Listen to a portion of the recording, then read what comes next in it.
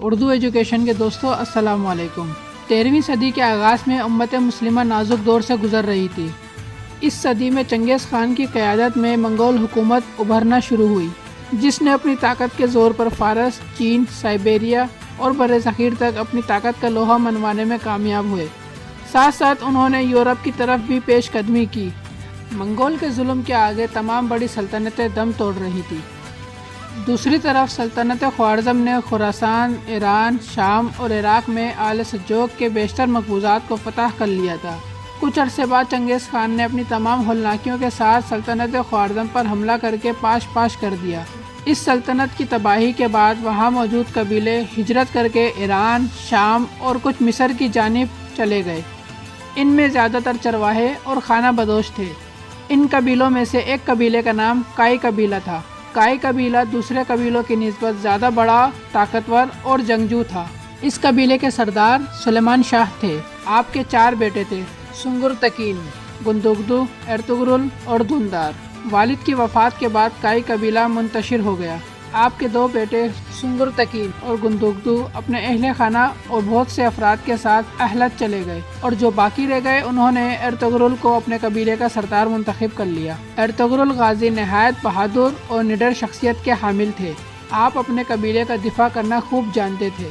آپ اپنے چھوٹے بھائی دھندار اور تقریباً 420 لوگوں کے ہمراہ ایشیا کوچہ کی طرف روانہ ہوئے اور سلجوقی سلطنت میں داخل ہو گئے۔ اس وقت سلجوقی سلطنت کے حکمران سلطان علاء الدین کیکوبک اول تھے، جو اپنے عدل و انصاف کی وجہ سے بہت شہرت رکھتے تھے۔ ارطغرل غازی جب اپنے قبیلے کے ساتھ کونیا کی طرف جا رہے تھے تو راستے میں انقرہ کے قریب 2 فوجیں مصروف جنگ نظر آئی۔ ارطغرل غازی کسی فریق سے واقف نہیں تھے، لیکن جب دیکھا کہ ان میں سے ایک تعداد کے لحاظ سے کمزور اور دوسرا قوی ہے تو آپ نے اپنے جوانوں کے ساتھ کمزور فریق کی حمایت میں آگے بڑھے اور اپنے جوانوں کے ساتھ مخالف فوج پر پوری طاقت کے ساتھ حملہ کر دیا۔ مخالف فوج جب سمجھی کہ ان کو کہیں سے مدد مل گئی تو یہ فوج جیتتے جیتتے ہار مان گئی۔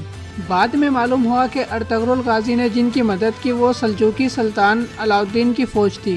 مخالف فوج کے بارے میں یہ اختلاف پایا جاتا ہے کہ بعض کے نزدیک وہ بازنطینی فوج تھی اور اکثر کے مطابق وہ منگول تھی۔ سلطان علاء الدین ارطغرل کی اس بہادری سے بہت متاثر ہوئے اور آپ کے قبیلے کو اپنی سلطنت میں انقرہ کراجداق کا علاقہ دے دیا۔ یہ ایک پہاڑی علاقہ تھا۔ کائی قبیلہ یہاں آباد ہو گیا۔ کہا جاتا ہے کہ سلطان علاء الدین نے یہ علاقہ کائی قبیلے کو اس لیے دیا تاکہ بازنطینی عیسائیوں کی طرف سے کسی بھی قسم کے حملے سے بچا جا سکے اور سلجوقی سلطنت کی سرحد اس طرف سے محفوظ ہو جائے۔ سلطان نے انہیں اجازت دی کہ سرحد کے ساتھ ساتھ علاقوں کو فتح کرے اور انہیں سلطنت میں شامل کرے۔ یہ علاقے بازنطینی عیسائی سلطنت کے ساتھ جڑے ہوئے تھے۔ ارطغرل غازی نے کچھ ہی عرصے میں اپنی بہادری اور شجاعت کا سکہ بٹھا دیا۔ کچھ عرصے بعد ارطغرل غازی کو سلطان کی طرف سے سوغوت شہر بھی دے دیا گیا، جس کا نتیجہ یہ نکلا کہ باقی بہت سے ترک قبائل ارطغرل غازی کے ساتھ مل گئے اور انہیں اپنا سردار منتخب کر لیا۔ اس طرح ارطغرل غازی کی قوت روز بروز بڑھتی گئی اور ان کا اقتدار گرد و پیش کے علاقوں میں قائم ہونے لگا۔ لیکن کچھ عرصے بعد ریاستی سربراہان کی بغاوتوں کی وجہ سے سلجوقی سلطنت اپنے زوال کے آخری مرحلے پر تھی۔ اگرچہ سلجوقی سلطنت کی شان ابھی بھی کونیا میں نمایاں تھی، لیکن حکومت کا دائرہ بہت محدود رہ گیا تھا۔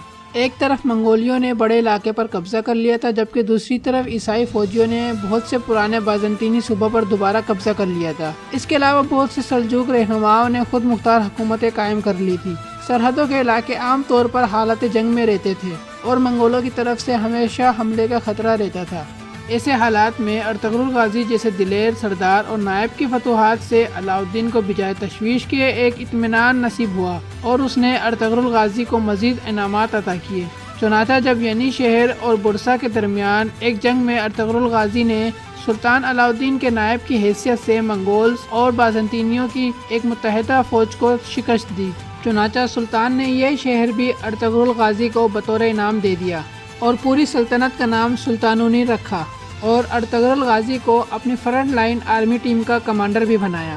سلطانونی سلطنت میں بکثرت چراگاہوں اور زرخیز زمین کے علاوہ متعدد قلعے بھی تھے۔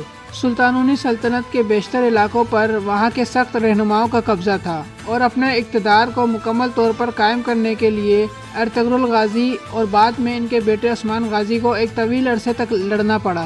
سن 1281 اور بعض کے نزدیک سن 1288 میں ارطغرل غازی 90 سال کی عمر میں وفات پا گئے۔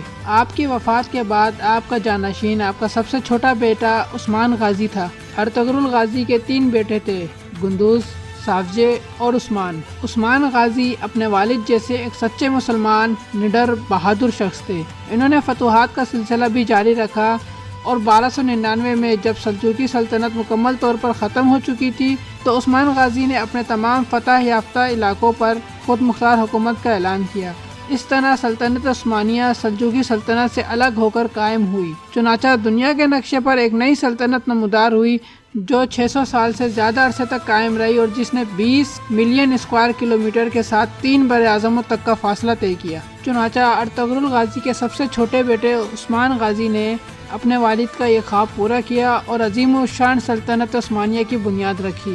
دوستو، ارطغرل غازی امت مسلمہ کا فخر ہے کہ کس طرح ایک چھوٹے سے قبیلے کا جانباز، نڈر، بہادر غازی نے اتنی بڑی سلطنت قائم کی جس نے اپنی پوری زندگی صرف جہاد کیا اور اس وقت کے بڑی بڑی طاقتوں سے مقابلہ کیا۔ مشرکین یعنی عیسائی اور منگول جو اس وقت بے پناہ طاقت کے حامل تھے کے ساتھ مقابلہ کیا۔ ارطغرل غازی کی زندگی سے ہم بہت کچھ سیکھ سکتے ہیں۔ آج جو ہمارے مسلمان حکمران یہودیوں اور عیسائیوں کے آگے جھک رہے ہیں، یہ سب ان کی ایمان کی کمزوری، بزدلی اور زمین فروشی کا ثبوت ہے۔ ہمیں چاہیے کہ ہم بھی اپنے ماضی کے بہادر، نڈر، ہیروز یا سپہ سالار کی زندگی پر عمل کر کے کبھی بھی یہود و نصارہ کے آگے سر نہ جھکائیں اور اپنی دین کی خاطر کسی بھی قسم کی قربانی سے پیچھے نہ ہٹیں۔ آمین۔ اگر آپ اس چینل پر نیو ہیں تو ضرور ویڈیو لائک کریں، چینل سبسکرائب کریں اور بیل آئیکن پر لازمی کلک کریں۔